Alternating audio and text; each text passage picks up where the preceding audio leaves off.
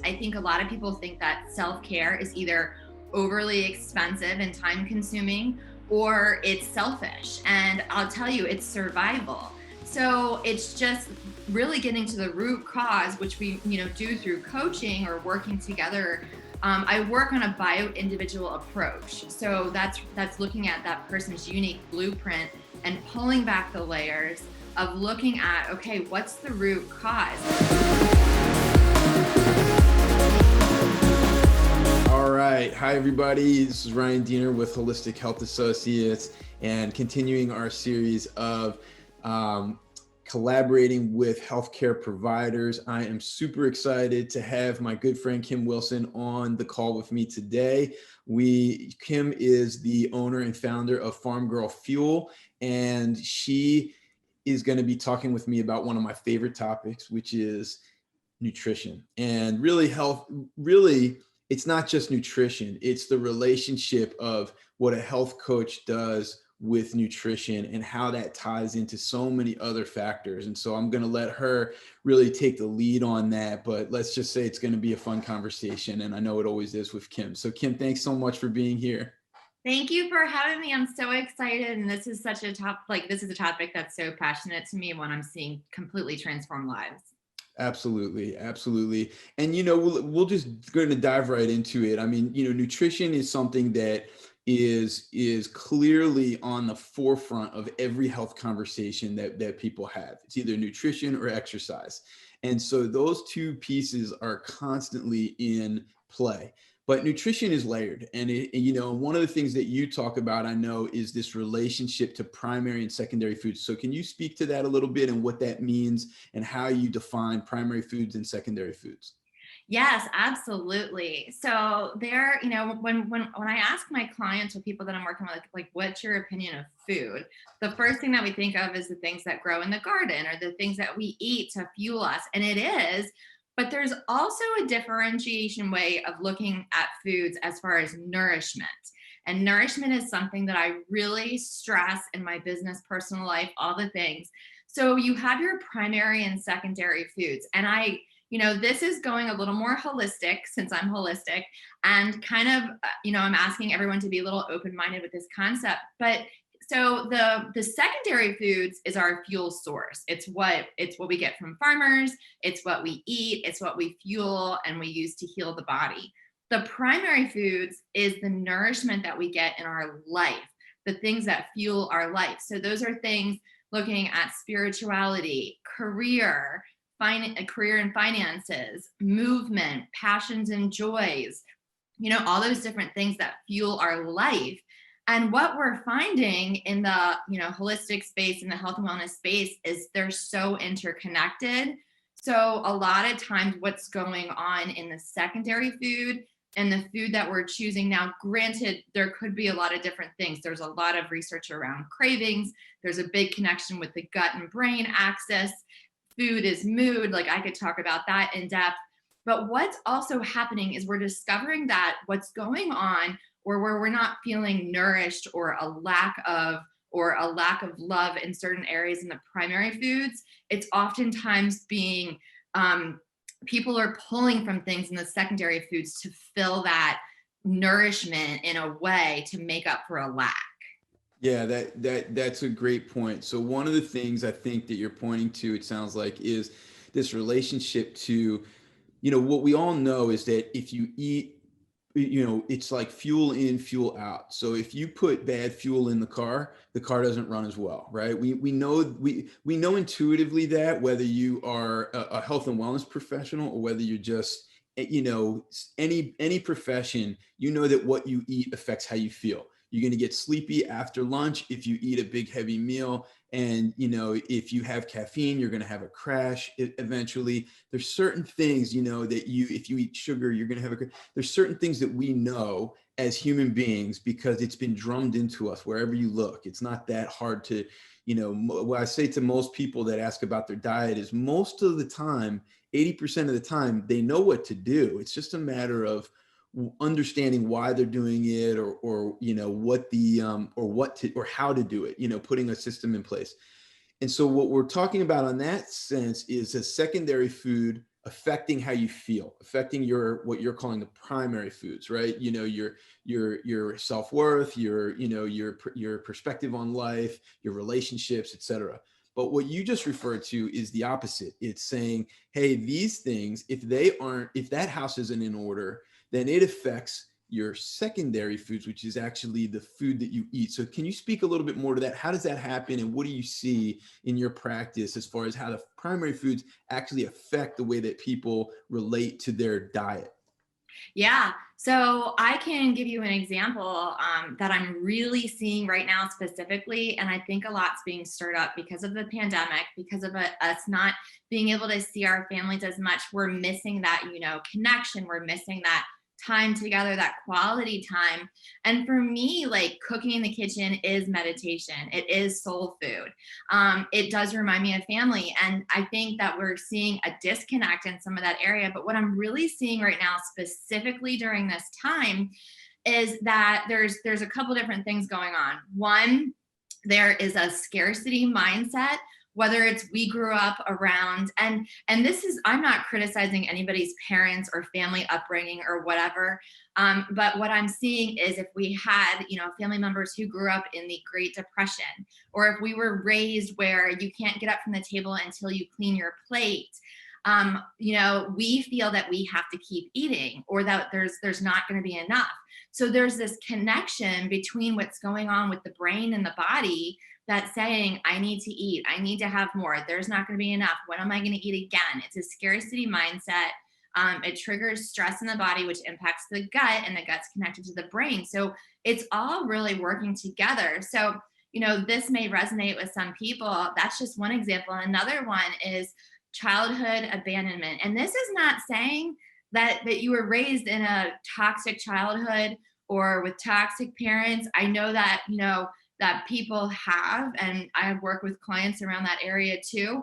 But even just something stemming back to our early childhood where we were crying in our crib and we were not nurtured or picked up, and that can actually associate things about feeling not loved or feeling abandoned. And what we're seeing is, whether it was a toxic relationship or an unhealthy relationship, or just something that we would call, I'm also, bringing in trauma work to my business. There's, little T's and big T's. So even if it's like a little T, it can trigger in the body, I'm not loved, I'm not cared for, bringing up shame, guilt, worth, things like this.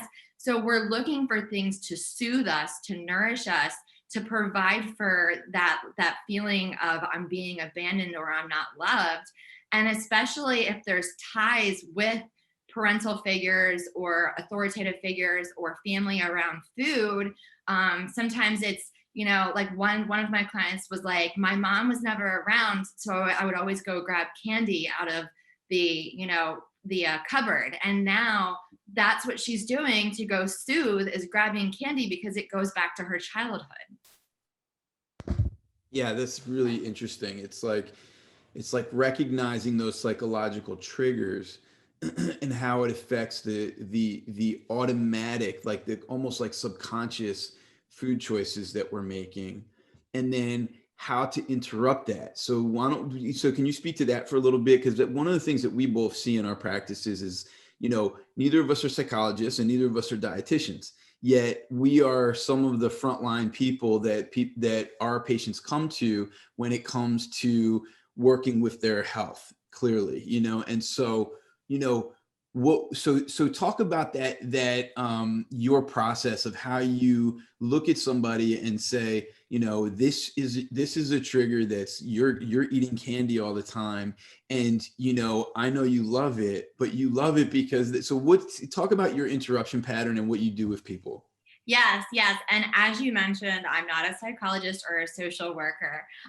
But what I'm doing is literally transforming in ways that are just simple. I think that number one, there's so much noise around health and wellness right now. We really got to simplify, get back to the basics. In my business, I help people get back to the root cause of what's going on. So it really is pulling back the layers of that onion to really talk through, whether it's through group coaching or one-on-one coaching, really start to talk through and work through like where these root causes are stemming from. And there's so many aha moments through that process that we're going into. But I'll tell you, even just simple self-care practices and, redirecting different soothing energies. I often tell my clients, like, you have to put your oxygen mask on first. I think a lot of people think that self-care is either overly expensive and time consuming, or it's selfish. And I'll tell you, it's survival. So it's just really getting to the root cause, which we, do through coaching or working together.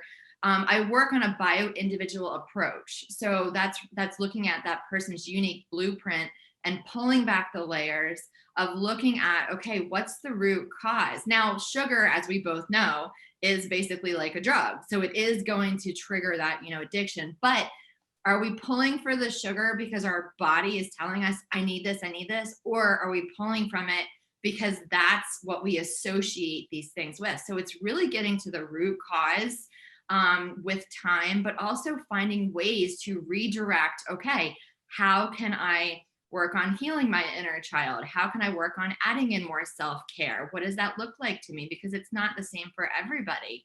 What kind of things are we working through? So that's just, a little bit of an example of part of the process.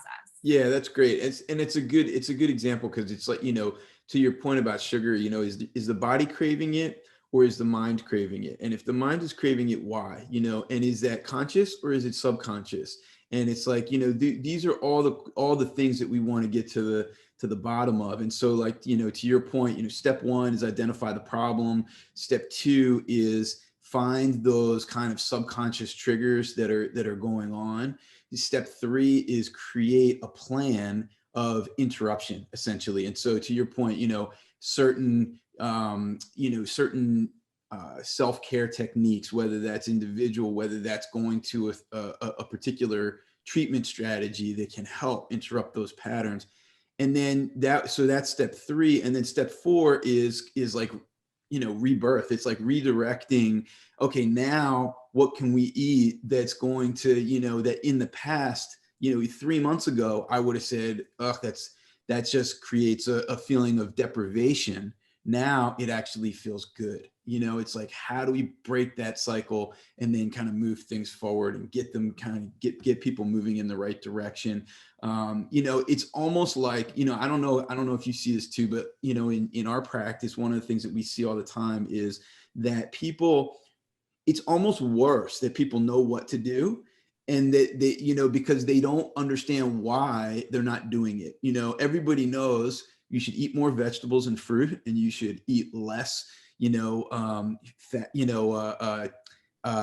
oils, certain fats, carb. There's certain things that fried foods, sugar, there's caffeine. There's certain things that are clear. It's tons of science behind it, and yet we still get driven towards that. And so, so it's just an interesting thing, kind of what you're speaking to in regards to this relationship between primary and secondary foods, because we see it as well. Yeah, for sure. And I mean, again, there are different reasons for different things. Like, one of the things that I specialize on is food sensitivities, gut health, and the connection with the gut and the brain.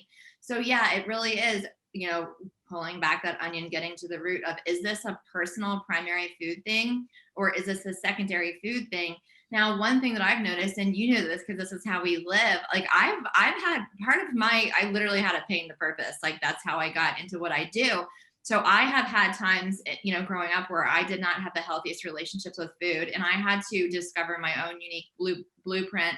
But what ends up happening is, when we start nourishing ourselves, our body craves less of the stuff. So we really do have to, like, reflect on, is this what I'm feeding into my body? Is it about the food? Is it about a food sensitivity that's not aligning with my gut brain axis and sending?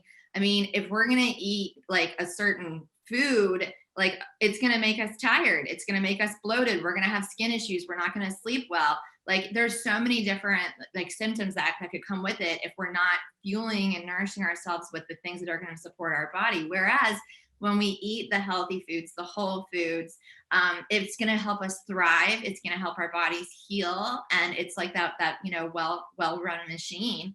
or that well-run vehicle. But and here's the thing too, like we really need to keep it simple. What I see too is a lot of people think that they have to make all these changes and it's got to be super quick and it's got to look perfect. Like the whole journey of health can be messy sometimes, and that's okay. And you have to give yourself grace. This pandemic has taught us that grace is definitely something that we need. And our worth is not connected to our pant size or what we're eating. So there's so much behind it. But yeah, it's all interconnected, and it's okay if it looks a little messy. Yeah, for sure. This is a great point, and this is something that we deal with all the time. This is so, and I deal with this in my own life as well, because I love a bowl of ice cream. I love a piece of pizza from time to time, and it's like, there's this kind of idea that you either have to be all in or all out, and that's just so far beyond what's reality. Like yes, we all know that the more whole foods you eat, the more fruits, the more vegetables, the better off you're going to be. But that doesn't mean you can't have ice cream night on Sunday nights. It doesn't mean you can't have takeout night once a week. It doesn't. But the idea is that you systematize it so that you can keep tabs on yourself. You have to create almost like an accountability practice without it being fully without this kind of sense of deprivation. And we see this so much where you have somebody that's already, they're eating sugar a lot, they're eating out a lot, they're eating, fast food or fried foods. And the idea of shifting that into a healthy lifestyle is there's so much rope that they have to, it seems like it's like in Timbuktu, it's so far away, you know what I mean? And so to your point, it's like, you just have to take a step. That's all we care about. And I think as healthcare practitioners, it's something that, we just want to see people moving forward. We want to see you take the next step. We don't want you to have a diet exactly like us. It took me decades to eat the way that I eat, right? Same with you. And it's like, it takes work, it takes practice, it takes trying things that you don't like and then saying, oh, let me tweak it, let me try it again, and it's more, there's so much behind it that you just don't have to snap your fingers and turn. So I think that what you're pointing to is so important, because it's one of the biggest hangups that we see as well. Yeah. And one thing I want to speak to that I've been seeing a lot lately too, and this is not knocking conventional medicine or anybody in the health and wellness space. So I just want to put that out there. But I think that we were raised to believe certain people in our society and what they say is the way. And what I'm seeing with clients and just in different spaces is that people want to feel empowered in their health and well-being, but they've developed these, you talked about the whole subconscious, like they've developed these rules, belief systems, patterns, behaviors from things they were told or things that they thought was the way or whatever. And we're having to work through those things because people want to feel empowered in their own health and well-being. And we should, but you're right. It does take time. It is a process. It is, working through different things, but I'm seeing it more than ever. People are like, I want to start taking my health into my own hands. And I can speak to that personally because I dealt with a lot of health struggles, and I was so frustrated and I felt alone and overwhelmed and didn't even know where to start. And, just doing those simple steps, one foot in front of the other, just reevaluating, how am I feeling? What do I need today? Just slowing down, breath work, like acupuncture has been amazing for me for just slowing down and listening to what do I need today. So just really, taking your health into your own hands, but also creating your own toolbox. For me, I have a very big holistic toolbox. You guys are a part of that. And, what can I do today to serve me well? And, what do I need to help thrive? Yeah, this is awesome. I have about two to three more hours of conversation in me with you. But for the sake of everybody watching, I'll wrap it up. But just to say that, if you are struggling, if you're wondering kind of what to do and how to take that first step or that next step forward, definitely reach out to Kim at Farm Girl Fuel. She will take you through this process and this system of setting up, step one, let's identify the root problem. Step two, let's put it out there and make this unconscious conscious. Step 3, let's put a plan together so that you're just taking a step forward, like we're both saying, what's the next step? And then let's create a follow-up plan and accountability. And she's amazing with that. She'll really be helpful. And Kim, this has been awesome just chatting with you and just talking shop. So thanks so much.